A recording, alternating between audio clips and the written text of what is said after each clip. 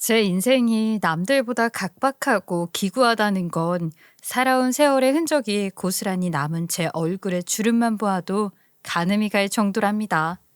어릴 때는 참 곱고 예쁜 얼굴이었던 것 같은데 살아온 날보다 살 날이 더 얼마 남지 않은 지금 제 얼굴을 들여다보니 참으로 안쓰럽기 그지없더군요. 제 이야기가 참 답답하고 속이 터지실지도 모르겠지만 여기에도 분명 저와 같이 아무 소리도 하지 못하고 시키는 일만 꾸역꾸역 해오신 분들이 있을 거라 생각해요. 제 시대를 살아온 며느리들의 인생이 전부 비슷비슷하지 않겠습니까? 돌이켜보면 저도 참 바보 같았다 싶지만 그때는 그게 당연한 일인 줄 알았어요. 저와 같은 시대를 겪고 저와 같은 구박을 받아온 며느리들이 제 사연을 들으며 공감해 주시기를 바라며 한자 한자 힘들게 이야기를 적어봅니다. 저의 바보 같았던 수십 년을 부디 꾸짖지만 마시고 제 고통을 덜어주신다 생각하고 끝까지 들어주시면 감사하겠습니다. 19살 어리다면 어린 나이에 시집을 가게 된 저는 괄괄한 시어머니의 옆에서 시집살이를 겪느라 얼마나 고된 시간을 보냈는지 모르겠어요.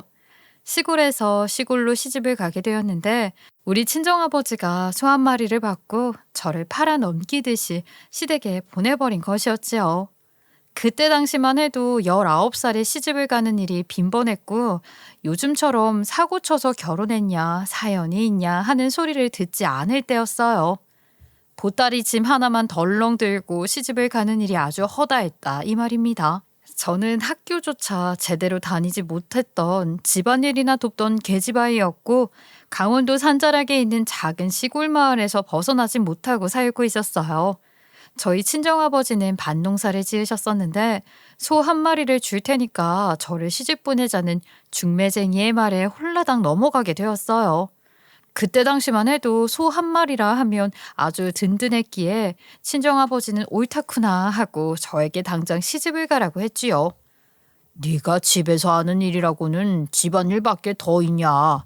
소 한 마리를 준다는데 고맙습니다 하고 가야지. 어린 남동생들을 위해서라도 네가 집안의 보탬이 되는 일을 하고 간다 생각하렴. 네 덕에 동생들이 공부 잘하고 잘 되면 나중에 또 어찌 될지 모르는 거 아니냐.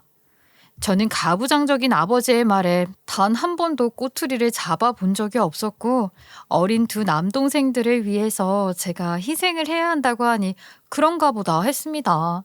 저희 어머니께서도 항상 아버지의 뒷바라지를 하기 위해 헌신적인 삶을 살고 있었기에 보고 배운 것이 딱 그뿐이었거든요. 제가 집안의 기둥 하나 제대로 세우고 간다고 생각을 하고 아무런 반항 한 번 하지 못하고 그렇게 시집을 가게 되었죠. 딸인 제가 희생을 해서 아들들이 먹고 살 길을 만들어주는 거라 하는데 그런 말을 들어도 아무렇지 않을 만큼 저는 길들여져 있었고 무기력했어요. 19살에 무려 28살이던 남편과 살림을 차리게 되었는데 강원도 산자락에 있는 시골에 살다가 구미에 드넓은 평야가 깔린 시골로 이사를 오게 되었어요. 그 당시만 해도 구미는 논하고 밭밖에 없어서 참으로 횡댕구리했죠. 지금 구미랑은 또 다른 모습이었답니다. 저는 연고도 없는 곳에서 아는 사람 하나 없이 재편 하나 없이 새로운 환경에 적응을 해서 살아야 했기에 무척이나 힘들었어요. 제가 의지를 할 곳은 남편밖에 없었지만 남편은 사실 저에게 별로 정도 주지 않았고 힘이 되어주지도 않았습니다. 그것도 그럴 것이 결혼을 해서 평생 함께 살아야 할 여자를 결혼식 당일에 처음 보았는데 무슨 정이 붙겠습니까? 시어머니는 28살이 되도록 장가를 가지도 못하고 빈번히 여자에게 차이기만 하는 남편에게 어떻게든지 짝지를 이어주고자 먼 동네에 일부러 여자를 데리고 온 것이었어요. 그 이유가 참으로 대단했는데 남편이 알아주는 망난이라서 동네 사람들이 남편에게는 본인의 딸을 시집 보내고 싶지 않았던 것입니다. 우리 시댁이 알부잣집이라서 지역 유지라 할 만큼 꽤 돈이 있는 집안이었음에도 옆 동네, 옆옆 동네까지 남편이 망난이라는 소문이 쫙 나버려서 아무도 중매를 서지 않았어요. 그 일대에서는 남편에게 시집을 오겠다는 여자가 없으니 나이만 먹도록 동네 총각으로 홀로 남아 있었지요. 그래서 결국은 전국을 도는 뚜쟁이들에게 연락을 해서 겨우겨우 산자락에 있는 아무것도 모르는 저희 집까지 흘러 들어오게 된 것입니다. 저희 집에서는 그런 사정을 전혀 몰랐고 속까지 받아챙겼으니 아무런 의심도 하지 않은 채 구미까지 시집을 오게 되었지요. 처음에는 남편이 저에게 대면대면하게 구는 것이 정이 들지 않아서 아직은 쑥스럽고 어색해서라고 생각을 했었는데 그것이 아니었어요. 남편은 다방을 다니면서 소위 말하는 티켓이라는 걸 끊어서 여자들에게 돈을 쏟아붓고 노름질을 하며 술에 취해 타인에게 시비를 거는 걸로 재미를 느끼는 사람이었어요. 저는 남편이 뭘 하고 돌아다니는지 모를 때에는 그냥 일이 바쁘구나 했었는데 몇 주가 지나고 남편이 백수라는 것을 알게 되었지요. 제가 마음고생이라도 할 줄 알았는지 동네 사람들이 몰래 저에게 남편이 망난이라서 힘들지 하고 말을 걸어 사정을 알게 되었어요. 설상가상으로 시어머니는 이런 남편의 행태를 전부 눈 감아주고 있었는데 저는 부인이 있는 사람이 그런 행동을 하고 다니는 것이 바람이라고 생각을 했었어요. 여보, 결혼도 해서 떡하니 유부남이 되었는데 시내에 있는 다방을 다니면서 여자들이랑 하하호호하고 다니는 건 바람 피우는 거 아닌가요? 저는 당신이 이제는 제발 정신을 차리고 시부모님 도와 밭일도 하고 건실하게 시간을 보냈으면 좋겠어요. 뭐라고? 바람? 어디 얼굴도 예쁜 구석 하나 없는 여자가 나한테 이래라 저래라야. 네가 예쁘게 생기기라도 했으면 내가 눈을 돌리겠어? 뭐라고요? 어떻게 그런 말을 자기 부인한테 서슴없이 할 수 있어요? 외모가 결혼 생활에 자주 오지 않아요? 부부로서 연을 맺었으면 그에 따른 행동을 해야지요. 지나가는 애들도 다 아는 사실인데 어쩜 당신만 모르고 저에게 이런 상처를 줄 수가 있어요. 지금 나한테 대드는 거야 뭐야? 너야말로 우리 집에 속값 대신에 팔려온 거 아니야? 그깟 돈이 탐나서 덜컥 시집까지 온 주제에 네 얼굴을 내가 결혼식 당일에서야 봤는데 정이 붙으면 얼마나 붙겠어. 그건 저도 마찬가지잖아요. 당신 얼굴을 결혼식 당일에야만 봤지 저는 당신이랑 정 붙이고 살아보려고 무던히 노력하고 있어요. 나는 그럴 생각 없으니까 너나 그렇게 하도록 해. 너는 정당한 값을 지불하고 우리 집에 온 것이니 집안이나 돌볼 생각을 하란 말이야. 나는 내가 만나고 싶은 사람들 만나고 내가 하고 싶은 거 하면서 살 테니까. 저는 그런 이야기를 면전에 대놓고 하는 남편이 무례하다고 생각을 하기도 했고 남편의 사고방식 자체도 이해가 가질 않았어요. 처음부터 삐걱거림이 생겼으니 제가 아무리 잘하려고 노력을 해봤자 저와 남편의 틈은 좁혀지지가 않았죠. 부부가 되었으니까 어떻게든 정을 붙여보면서 살아보려고 살갑게 대하기도 하고 남편의 비유장을 다 맞춰보기도 했어요. 하지만 남편은 제가 낯설다면서 집조차도 제대로 들어오지 않고 밖에 나가서 밤을 보내기 일쑤였습니다. 제가 너무 속이 상해서 넋두리를 할 사람이 없으니 시어머니를 붙잡고 이야기를 했는데 시어머니가 그러더라고요. 뭘 이런 일로 징징거리고 있는 게야. 그럴 시간 있으면 구들장에 불이나 잘 들어오는지 확인해봐라. 남자들 개집질하는 거야. 익숙해지면 아무것도 아니다 이거야. 그 도망갈 생각하지 말고 집안에 보탬이 될 일거리나 찾아서 바삐 살아라.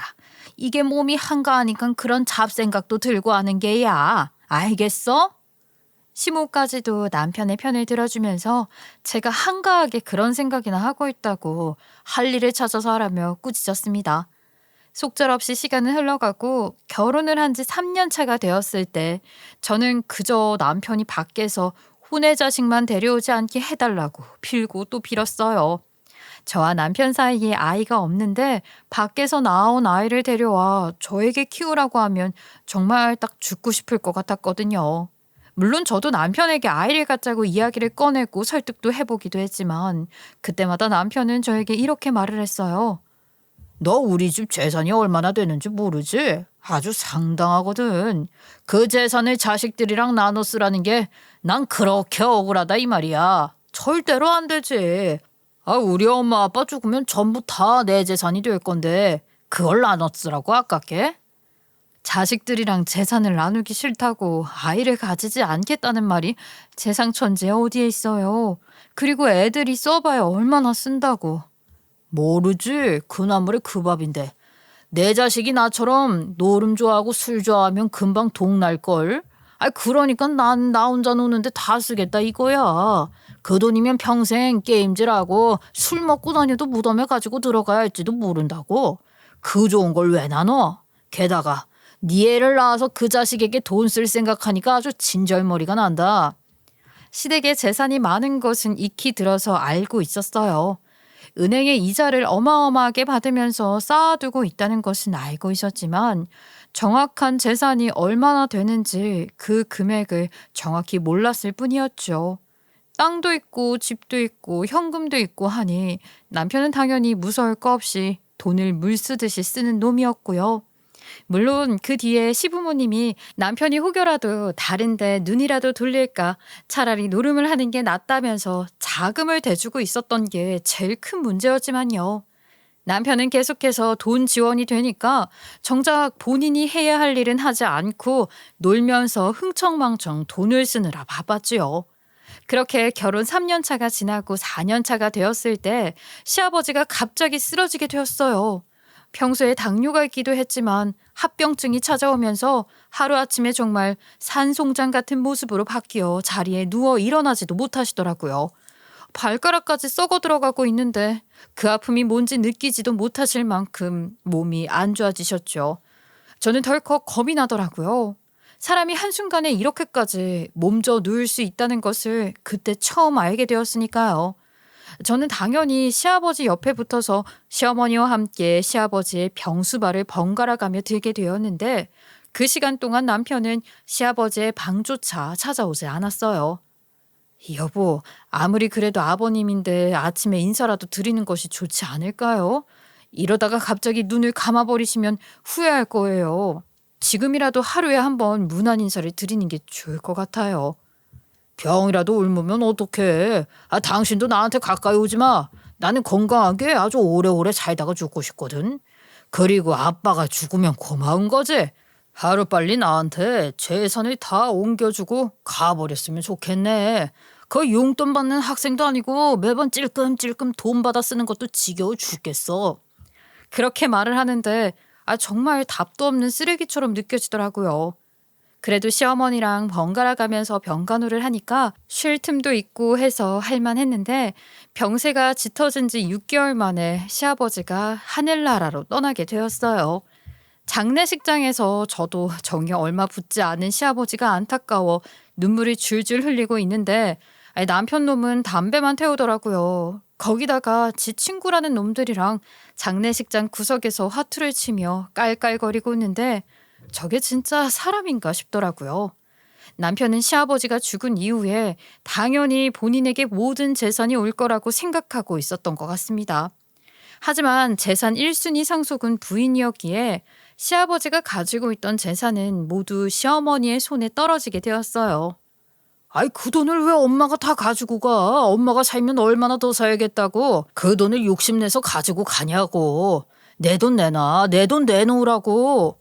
그게 왜 네 돈이냐? 법적으로 상속세 안 내고 부인한테 다 준다는데 그러면 내가 받아야지. 세금으로 탕진할 일이 있어?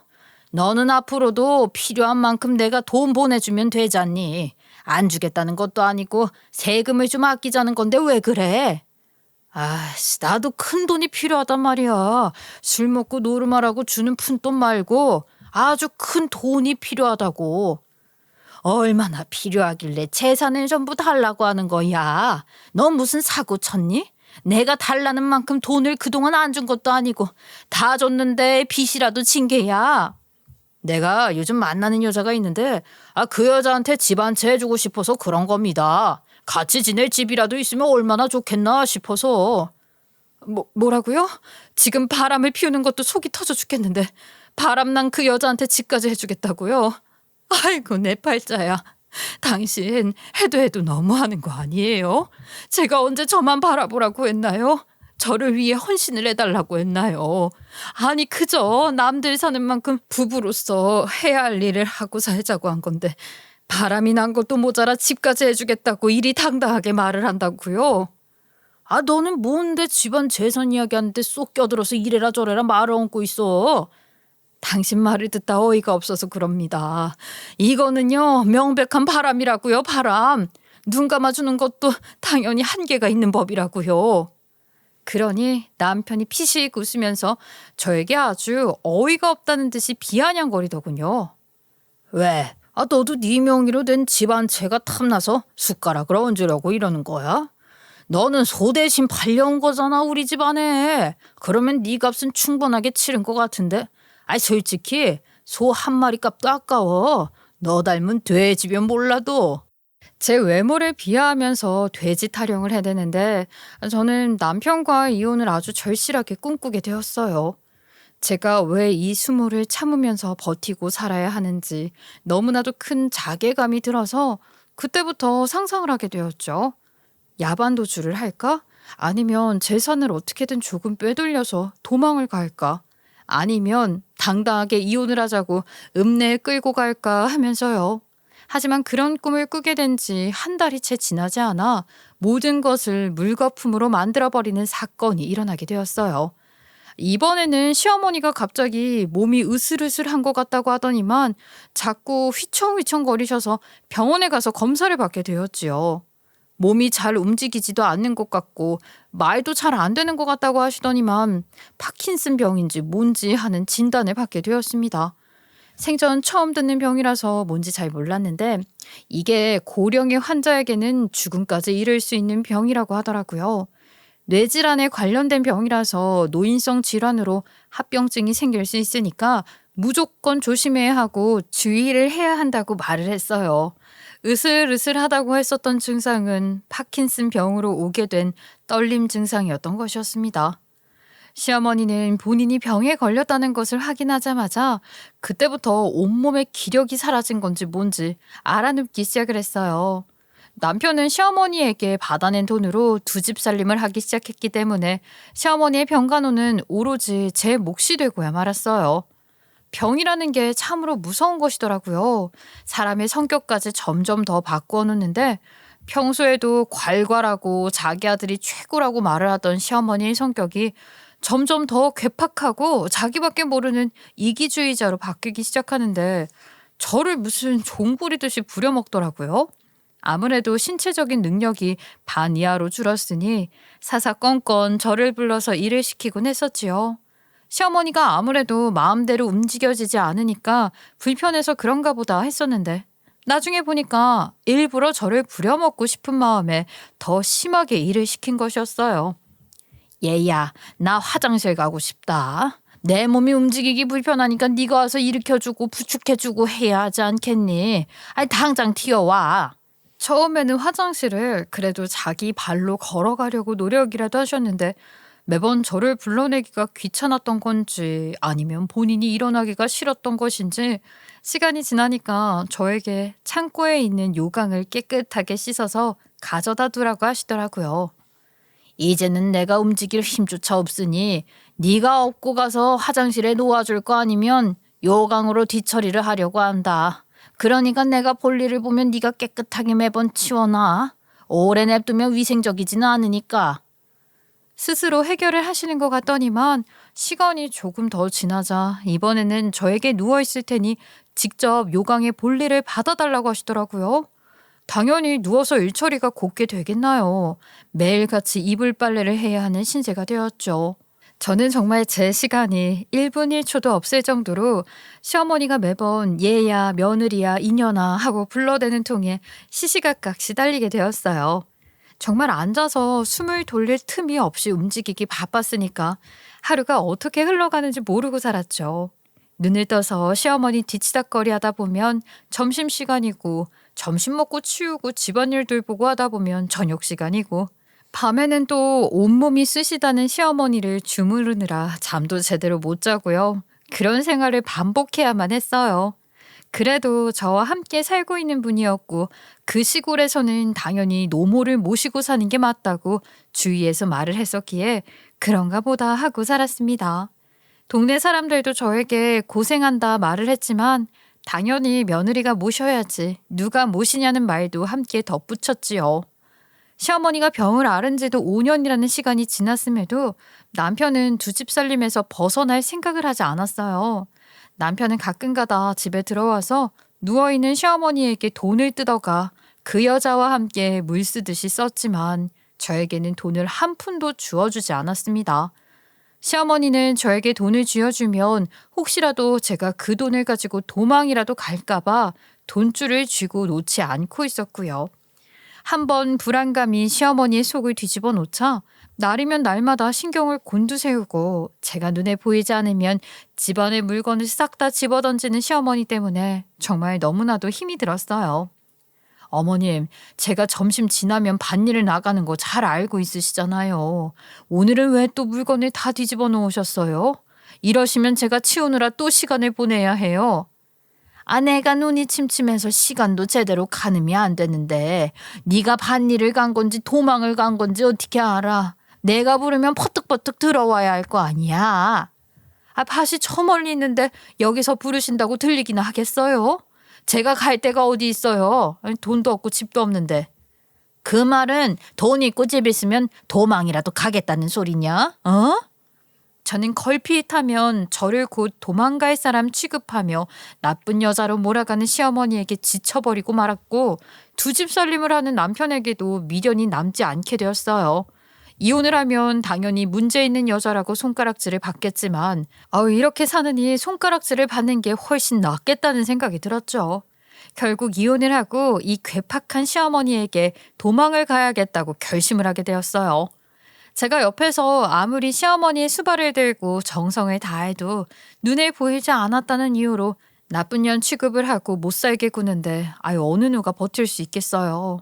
시간이 며칠 더 흐르고 시어머니가 낮잠을 자는 것을 확인한 후에 잠시 밭에 일을 하러 나갔는데 그 사이에 일찍 잠에서 깬 시어머니가 저를 찾은 겁니다.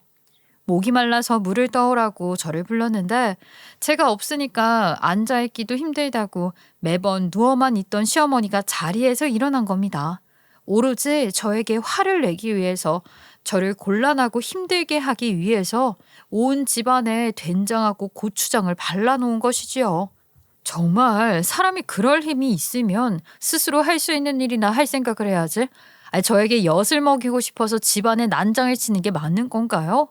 저를 힘들게 하기 위해 냉장고까지 스스로 걸어와 된장과 고추장을 꺼내서 거실이고 방이고 제 옷장이고 할 거 없이 전부 발라놓은 거지요.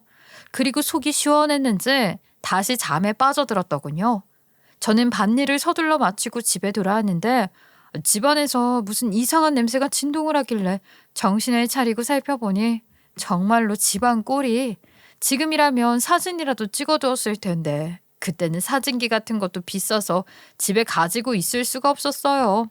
아주 그냥 집안 구석구석 틈 사이까지 된장 고추장을 발라두었는데 시어머니는 소파에 누워서 잠을 자고 있더라고요.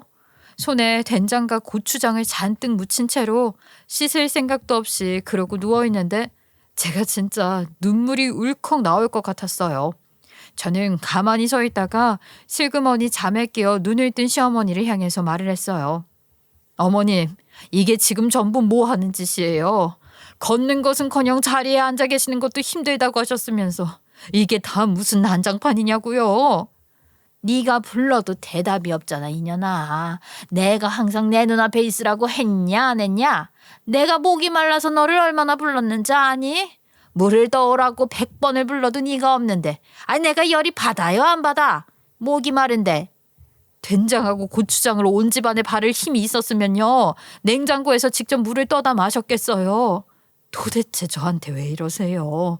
제가 나가서 다른 사람들이랑 노닥거리기라도 했나요? 밭일하고 왔어요, 밭일. 그것도 어머님 밭이잖아요. 네가 밭일을 했는지 남자를 만나서 바람이 피었는지 내 눈으로 확인한 것도 아닌데 어떻게 알아? 안 그래?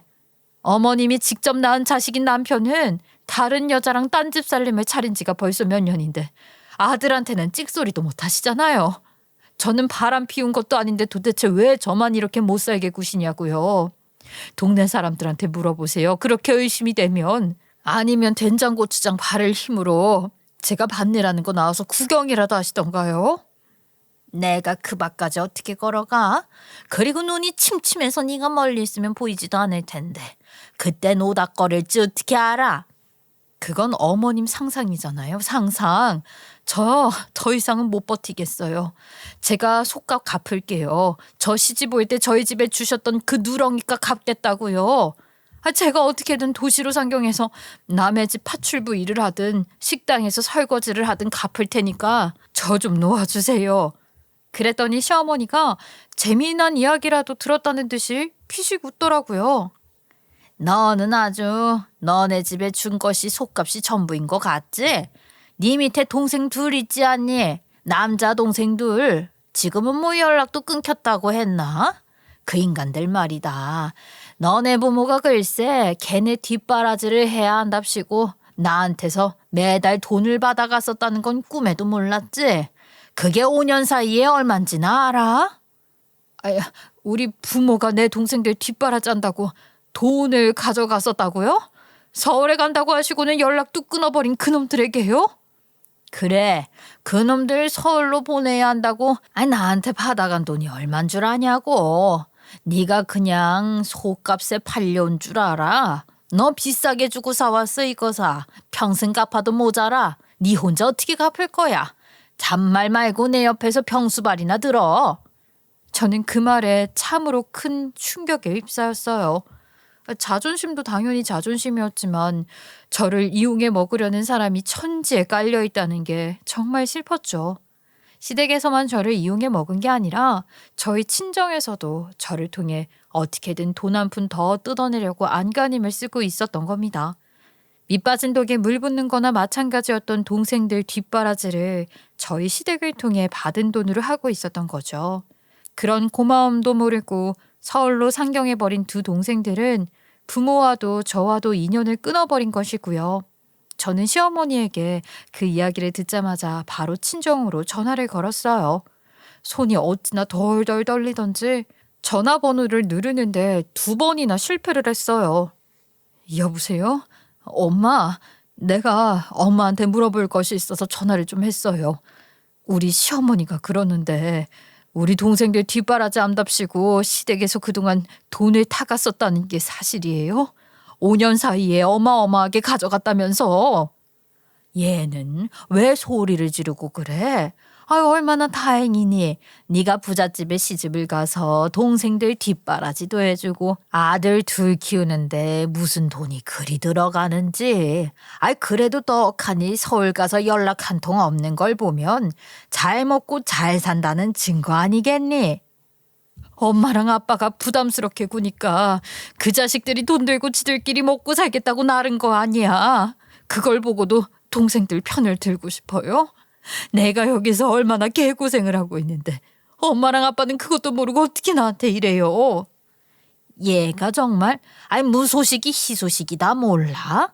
동생들이 자기 밥벌이 잘하고 있는 것에 감사하며 살아야지. 너는 자식도 없으니 그나마 다행이지 않니? 뒷바라지 해야 할 인간들이 더 없잖아. 그나저나 자식이라도 있어야 그 재산을 조금 더 챙기는 거 아니니?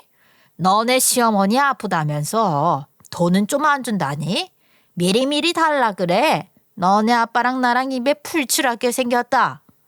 저는 그 말에 친절머리가 나서 그 뒤로는 친정에서 오는 모든 연락을 받지 않았고 완벽하게 인연을 끊어버렸습니다.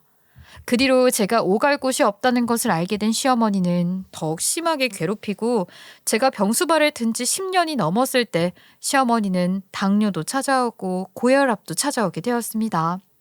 머릿속에 시한폭탄을 들고 사는 사람처럼 예민해지고 저를 어찌나 못살게 굴던지 차라리 시어머니가 잠에 들어 눈을 뜨지 않길 바란 적도 있었어요. 남편이라는 놈은 얼굴이 가물가물해지면서 돈 달라고 한 번씩 찾아오기 일쑤였고 남편이 하지 않는 모든 집안일을 전부 제 손으로 해결해야 했습니다. 시어머니를 모시고 꼬박꼬박 병원을 가야 하는 일도 그랬고요. 시간마다 약을 챙겨드리지 않으면 안 되었기에 시계를 늘 손에 차고 다녔어요. 식사 챙겨야지, 씻겨야지, 대소변도 받아내야만 했지. 정말 너무나도 힘이 들어서 이러다가 제가 먼저 죽겠다 싶더라고요. 하루는 시어머니가 저에게 냅다 고함을 지르면서 저를 또 괴롭힐 준비를 하더라고요.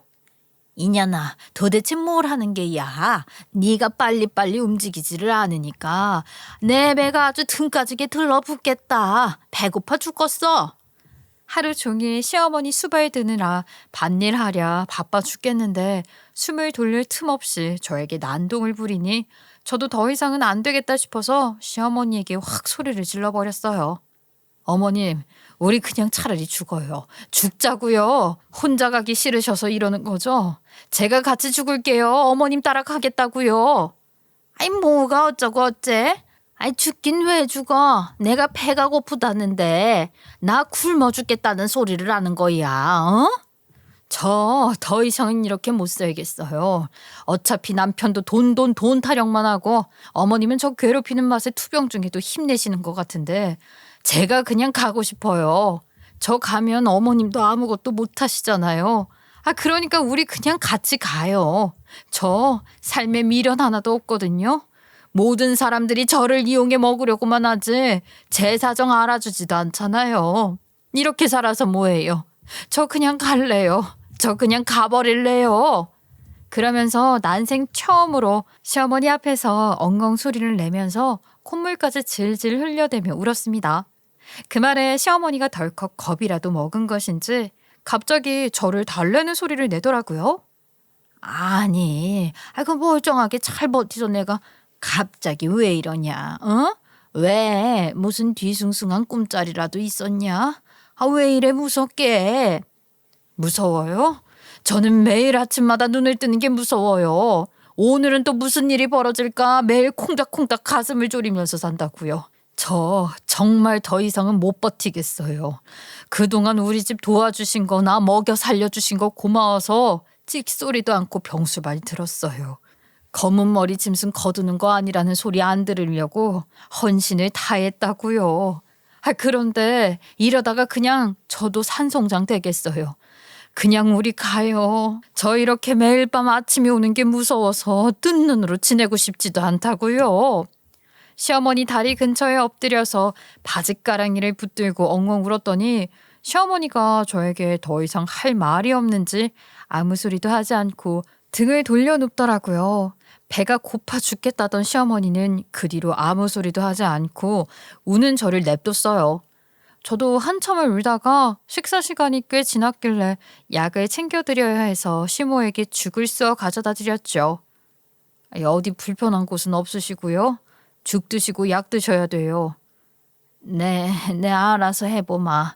가서 일 봐라. 일 없으면 좀 쉬고. 평소 같으면 약을 드신 후에 본인이 잠들 때까지 무슨 일이 일어날지 모르니 옆에서 지켜보라고 하셨거든요. 그날은 제가 뭐 속내를 털어놔서 그런 건지 뭔지 잠들기 전부터 저에게 먼저 물러가라고 하시더라고요.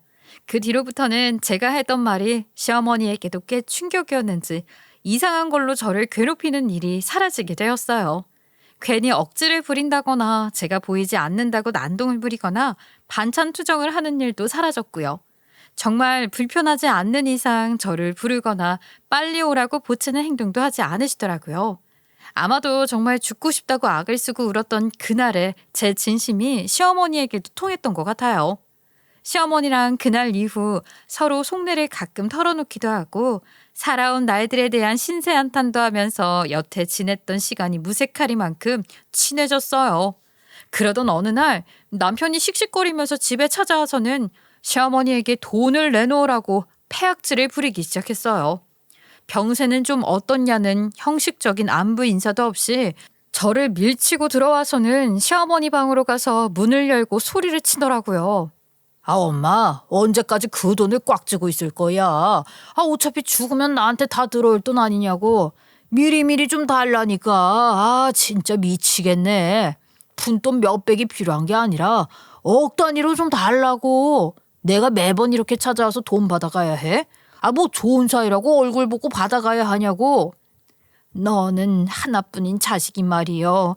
어미가 아픈데 괜찮냐는 말 한마디 없이 돈부터 내놓으라는 말만 하냐? 그동안 네가 쓴 돈이 얼만 줄 알아? 아무리 다 네 재산이 된다 하더라도 말이야. 이거는 아니지. 엄마야말로 이건 아니지. 자식 잘 되라고 누구네 집은 소받고 딸도 팔아넘기는데. 아유, 엄마는 돈도 있으면서 왜 꽉 쥐고 있냐고. 설마 뭐 무덤에 들고 가겠다 이런 소리 하는 거 아니지? 나 진짜 돈 없다고. 남편은 시어머니에게 떼를 쓰고 악도 지르면서 돈을 달라고 했지만 시어머니는 등을 돌리고 누워서 나가라는 손짓만 했어요. 남편은 침을 거실 바닥에 퇴 뱉으면서 발길을 돌리다가 가만히 서 있는 저를 보고는 말을 하더라고요. 야, 네가 종로로 좀 잘해서 우리 엄마 좀 구슬려봐. 돈 좀 받아 챙기면 나한테 가지고 오고. 알겠어? 저는 그런 남편의 말을 모두 무시해버렸어요. 그렇게 기묘하게 시어머니와의 동거를 하며 병수발을 든 지도 20년이라는 시간이 지났고 19살에 시집을 와서 나이가 50을 훌쩍 넘기게 되었지요. 시어머니의 증상은 점점 나빠지기만 했고 그 사이에 3번이나 쓰러지는 일도 있었습니다. 제가 빠르게 시어머니가 쓰러진 것을 발견했기 때문에 골든타임을 놓치진 않았지만 시어머니는 점점 더 말이 어눌해졌고 몸도 거의 사용할 수 없게 되었어요. 말을 잘하지 못하니 시어머니는 눈빛이나 고갯짓으로 이야기를 했고 저는 그런 시어머니의 말을 찰떡같이 알아듣고는 병수발을 했지요. 20년이 넘는 시간 동안 병수발을 들었으니 어찌 보면 당연한 일일지도 모르겠네요. 그렇게 버티고 버티며 삶의 미련을 놓지 못했던 시어머니가 하루아침에 하늘로 떠나자 장례를 치르게 되었습니다. 나타나지 않을 줄 알았던 남편이 장례식장에 왔는데 저는 그저 남편이 유산을 챙기기 위해서 나타난 것임을 깨달았지요. 남편의 내연녀까지 데리고 왔는데 더 충격적인 건 그들 사이에 아이가 있었다는 것이었습니다. 저는 정말 세상이 무너지는 듯한 기분이 들었죠. 저는 호적상에만 존재하는 부인이었던 것이었어요. 무슨 정신으로 시어머니를 보낸 것인지 시간이 얼마나 지났는지도 모른 채 장례를 치렀는데 장례식이 끝나자마자 남편이 저에게 무언가 하나를 건네더군요. 네, 예상하셨다시피 그것은 바로 이혼소장이었습니다. 저 아이 보이지? 내 애야. 내가 나이 60에 애를 낳게 될 거라고는 생각도 못했다. 내 잘 키워야 하니까 이제 네가 내 부인 자리에 물러나는 것이 좋겠어. 그동안 우리 엄마 수발 드느라 고생한 건 알겠는데 그 값은 이미 다 치른 거 알지? 더 이상 쓸모없는 인간이니까 이제 제발 내 인생에서 꺼져주라. 내가 편할 땐 주워다 키우고 뭐 필요 없으면 버리는 개미가? 이제 와서 나한테 이혼을 하자고 한다고요? 왜요? 이대로 그냥 살죠. 당신애는 사생아로 키우면 되겠네. 호적에도 못 올리고 얼마나 쌤통이야. 뭐가 어쩌고 어째? 야, 네가 버티고 버텨봐야 너한테 불리한 일이야. 어차피 내가 아들이니까 재산은 모조리 내 몫으로 오게 될 거라고. 너랑 나랑 이혼을 하잖아? 그럼 나는 너한테 재산 분할 해줄 것도 없어. 왠 줄 아냐? 상속 재산은 재산 분할 대상이 아니거든. 한마디로 지금 내가 주는 위자료를 조금이라도 챙기는 게 너한테는 이득이다 이 소리야. 남편의 말을 듣던 저는 황당했죠. 상속 재산은 재산 분할 대상이 아니라는 것을 몰랐었거든요. 한마디로 이혼을 하게 되어도 상속 재산에 대한 지분이 전혀 없으니 저는 빈털터리로 쫓겨나게 된다는 것이었어요. 네가 이런 식으로 나온다 이거지? 어디 한번 끝장을 내보자. 내가 우리 엄마 집도 다 팔아버릴 거거든. 그럼 너 어디 가서 살 거야? 너 돈 없잖아. 그러니까 곱게 이혼하고 내가 위자료로 한 3천만 원 챙겨줄 테니까 그거 받고 꺼지라.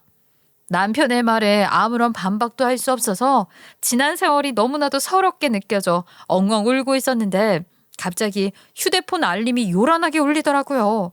무엇인가 하고 보았더니 제 통장에 돈이 입금되었다는 은행 어플의 알람 아니겠어요? 제가 스마트폰이라는 걸 잘 사용할 줄 몰라서 시어머니의 요구로 통장을 만들러 갔다가 직원이 깔아준 어플이 있었는데 한 번도 켜본 적이 없었거든요.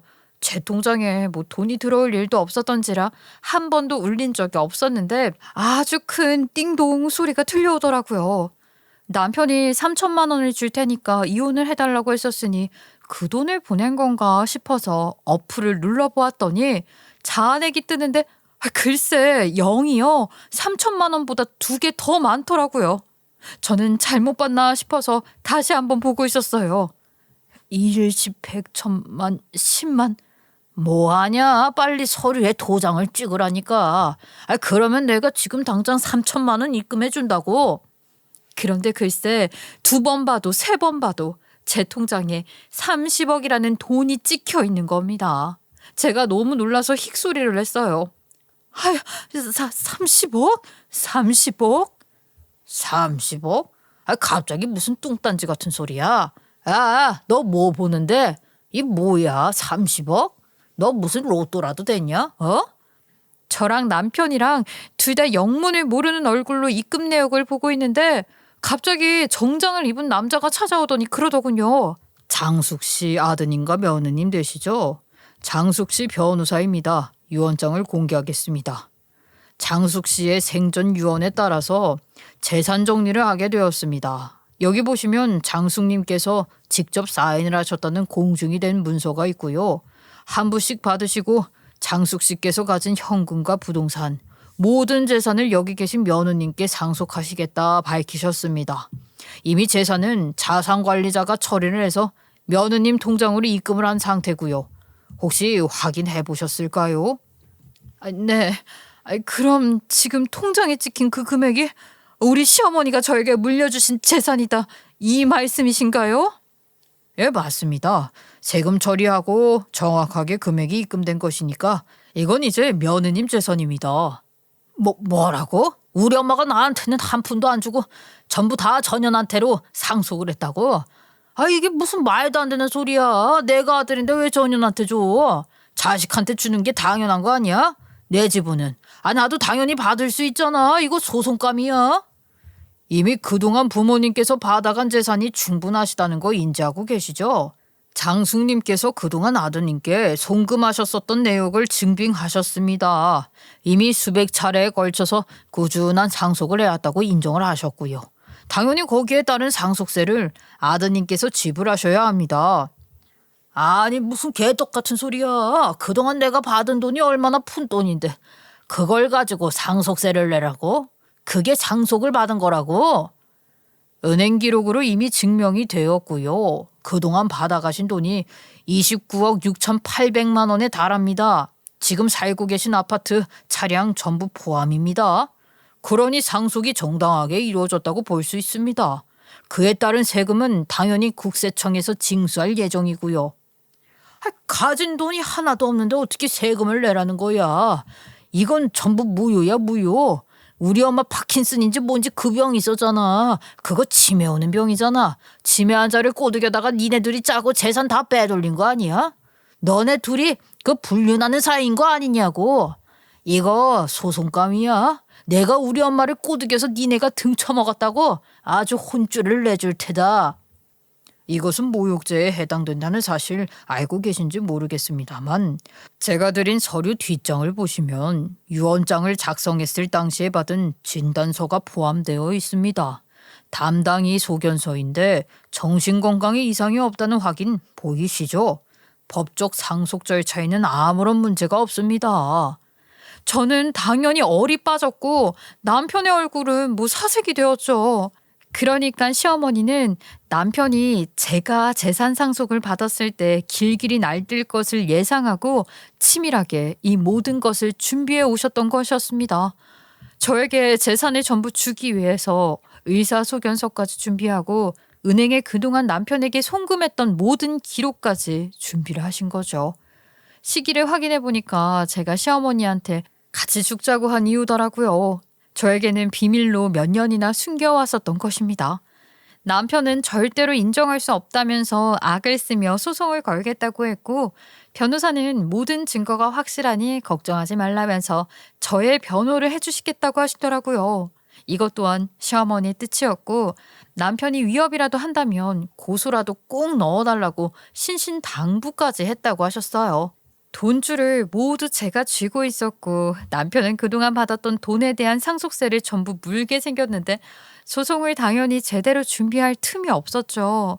29억이 넘는 돈을 그동안 받아 썼다는 것에 대해 놀라기도 했지만 그 돈에 대한 세금을 어찌 낼지 참으로 고소했습니다. 그 뒤로 시어머니의 집을 떠나지 못하고 있던 저에게 훌쩍 떠날 결심을 하게 해준 것은 다름 아닌 남편이었어요. 저를 찾아와서 무릎을 꿇고 빌더라고요. 내가 진짜 잘못했다. 아니, 용서는 안 해줘도 돼. 그냥 미친놈이다 개새끼다 하고 평생 욕바지로 쓰면서 살아. 나한테 자식이 있잖냐. 나는 그 집꼴로 살아도 내 자식만큼은 그렇게 키우면 안 되잖아. 내 자식을 위해서라도 조금만 나눠줘라. 너 그 돈 어떻게 다 쓰고 가려고 그래? 넌 자식도 없으면서. 매일같이 찾아가서 유산을 나눠달라고 난동을 부리는데 도저히 못 견디겠더라고요. 저는 돈을 달라는 말에는 꿈쩍도 하지 않았지만 그 징그러운 얼굴을 계속해서 봐야 한다는 게 너무나도 싫었어요. 시어머니의 집 또한 재산을 정리하며 팔린 상태였기 때문에 저는 약속된 날짜보다 조금 빨리 짐을 빼서 이사를 가기로 결정했습니다. 제발 한 번만 도와주라. 진짜 내가 너한테 이렇게 간절하게 바란 적이 있었겠니? 돈 많이도 안 바랄게. 딱 10억만 나눠줘. 내가 너한테 그동안 미안했다니까. 나도 자식은 키워야 할 거 아니야. 제발. 내 인생에서 제발 좀 꺼져줄래? 너 같은 건 이혼 가치가 더 이상 없어. 그러니까 내 변호사한테 연락할 거야. 이혼 소장 접수했거든. 저는 그 말을 마지막으로 도망이라도 가는 모양새가 조금 아쉬웠지만 서둘러 구미를 떠나게 되었습니다.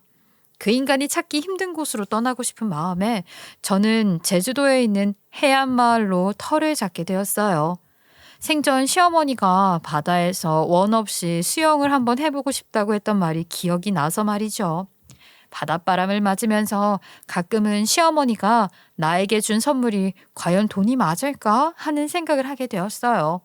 저에게 자유를 준 것은 아닐까. 제가 아무런 족쇄 없이 훌훌 털고 살 수 있길 바랬던 것은 아닐까 하는 생각을 하게 되었지요. 제주도로 이사를 오고 나서 얼마 지나지 않아 변호사가 딱 한 번 저를 찾아와 이혼 소송이 마무리되었다는 이야기를 전해주며 시어머니가 나에게 남긴 편지가 있다고 전달해 주었어요. 예, 며느리야. 내가 너에게 참 모질게 굴었던 것이 미안하고 죄스럽구나. 아프고 나니 정신이 오락가락한 건지 네 잘못이 없음에도 그렇게 네가 밉더라. 몇 번이나 고치게 될지 모르겠지만 네 이름 앞으로 재산을 돌려놓기로 마음먹었다. 하나뿐인 자식놈이 지 부모 아픈데도 돈 타령만 하고 있으니 개탄스럽구나. 내가 그동안 너를 못 살게 군 것에 대한 보상이 될지 모르겠구나. 앞으로는 내 너에게 조심하마. 다치지 않게 소중히 생각해보려 하겠다.